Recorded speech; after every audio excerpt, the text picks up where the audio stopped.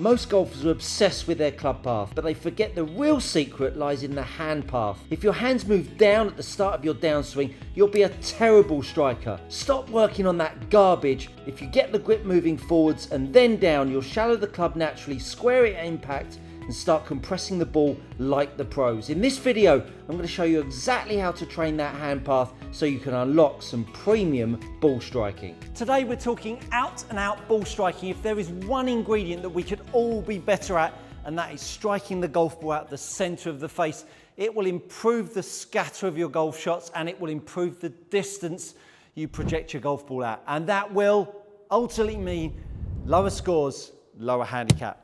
So let's talk about finding the center of the face. When you're out on the golf course, when you are hitting shots, you should always be aware that if you're hitting it out the toe, the adjustment needed to then change that strike point and move it more out of the hip. When you can then start to shift the strike around from toe to heel, you are in control, because at that point, when you then get the ball coming out the middle of the face because you dictated it, you are going to be in control of those golf shots. So, ball striking. Let's talk about track of the handle. Now, if you've watched enough of my content, this video and this video in particular, you will know that club path is always dictated by the handle path. And when you control the handle path and you take ultimate control of the head path, when we think about finding the sweet spot, because this grip does directly opposite to what we want the club head to do, that's where we get unstuck as golfers. If I move that grip out to the right, that club head is moving to the left. If I move that grip up, that club head is moving down. And that's why whenever we have a knee-jerk reaction to a golf shot, our decision usually is the wrong one. Now, you will have seen some sort of alignment stick nonsense on the floor on your travels, no doubt about it. But unfortunately, this is about as useful as a chocolate teacup. The reason being is because the club can swing over the top of these canes in an effort to make you understand that this golf swing's a circle. Kick the alignment sticks out the way, get ourselves some wedges. If you're a regular to my channel, you will have seen these wedges. I use them for footwork, I use them for lots of different things in the golf swing, but they are going to really help us out when it comes to ball striking. So we're going to get a couple of the wedges laid on the floor here, and we're going to stand them up on end. And for those of you out there, I think you're going to be able to work out where we're going with this. I'm going to point this cane rather, at our target. And if you think about, that's the outside of the circle. So the outside of the circle is the straight line from the golf ball to the target. The club should never, ever, ever, ever stray to the right of that orange cane. I'm now going to take this wedge, pop it on the orange cane, and you'll now recognize that we've now got, instead of the 2D, the flat on the floor cane, we've now got something lifted in the sky that now gives us the opportunity to feel the outside of the circle. That golf club in its entirety wants to arc from the inside and the inside. And if you've seen enough of my content with my over the head view, you will have seen the club head moving into in, most notably on this video here. So what we're looking to do is now, with the club on the top of the ball, is make some swings. So we're going to make some swings, and therefore, as you move the golf club back, you're going to move the club head inside. Now you can see the angle I've got these wedges at is a bit aggressive. That's okay for now, because what I want us to do is just simply take yourself to the top of your backswing and then move the grip back above the ball. When you move the grip back above the ball, and I did this on one of my live sessions that I do daily Monday to Friday, do hit your notification bell, because I stand in the bay, I answer your questions, demonstrate live.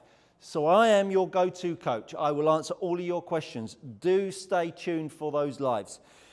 Going to go to the top of the backswing, and we're going to move the grip down. And as we move the grip down, I want you to recognize the fact that this grip moving down is making the club head arc inside to inside.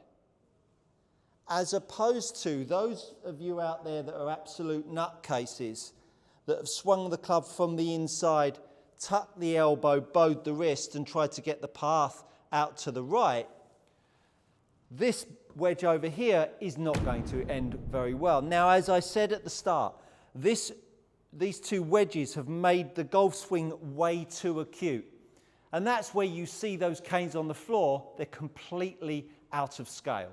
So what we're now going to do is keep the tip of the wedge on the cane, and I'm just going to reduce the arc. So I'm now going to slide the cane away, and I'm just going to reduce the arc. Now you can see that's the straight line with the wedge. I've now moved it. So we've got a slight kick. So much so that when I get the kick, we can manage to fit a golf ball through. Excuse me.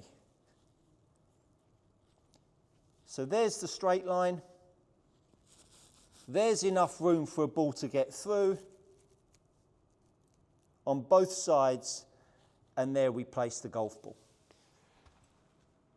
At that point, we're now in a situation where we can feel the outside of the circle, but not in a straight line.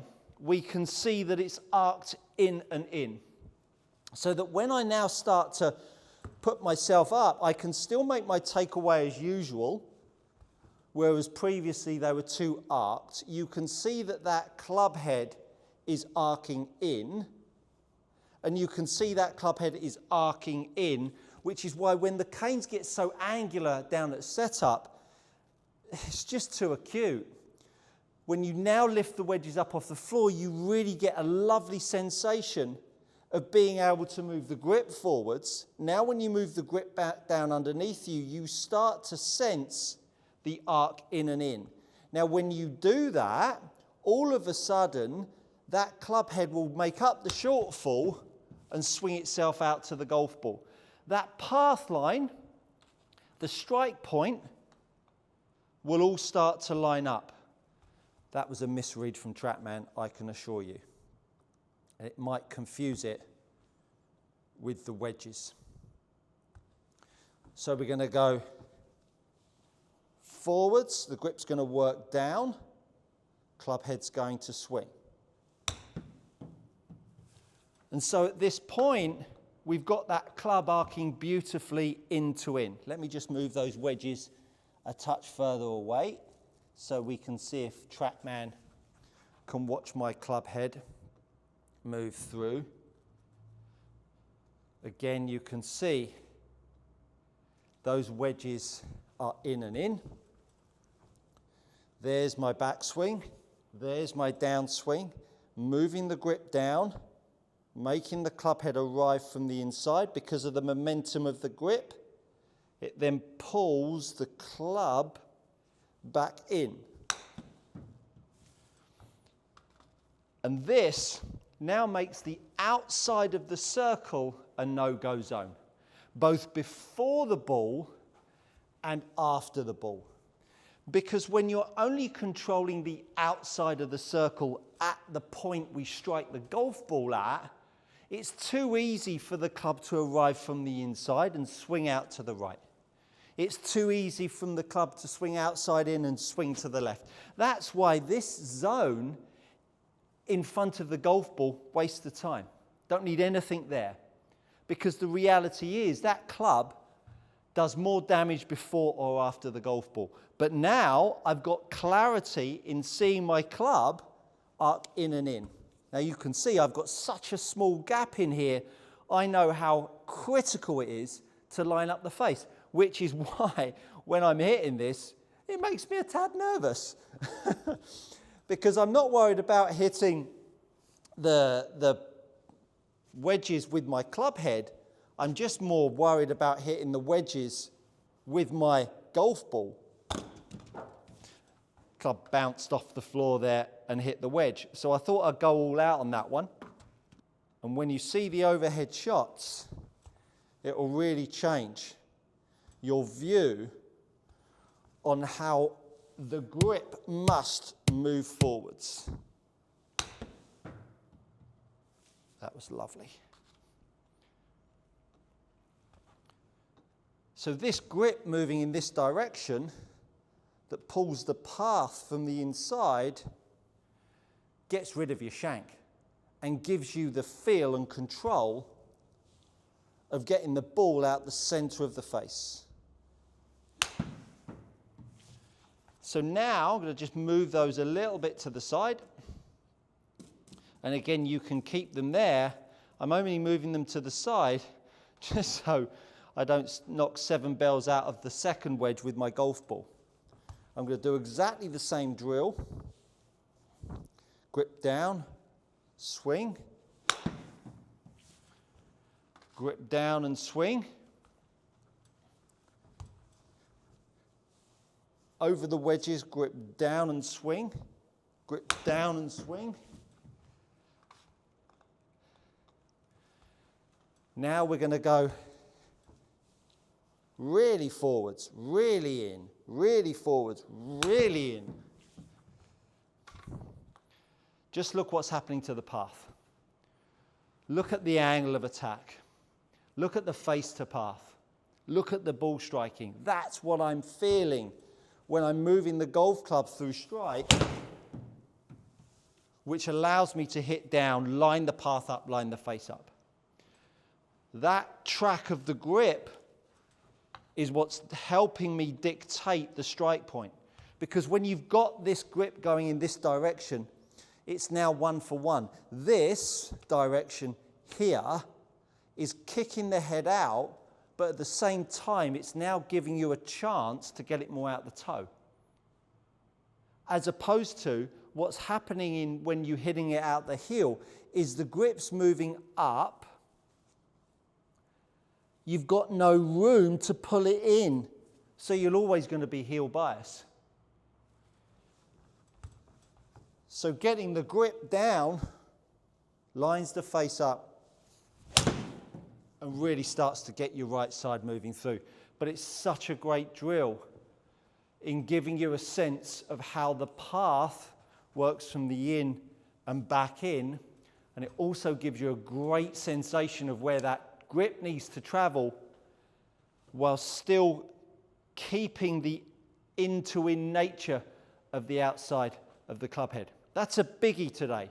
That's a drill that's going to keep you honest. You can see it's not easy. Are you tired of paying too much for your premium leather golf gloves? Head over to gxgolfgloves.com. These are gloves tried and trusted by elite amateurs and tour players alike. Enter my code GOODCOACHING to receive 10% off your next order. Go try them out, you won't be disappointed. And to demonstrate it and hit and chat, hopefully you've enjoyed that. Thank you so much for following. Thank you so much for commenting. Do share your thoughts on that one. And that, my friends, is good coaching.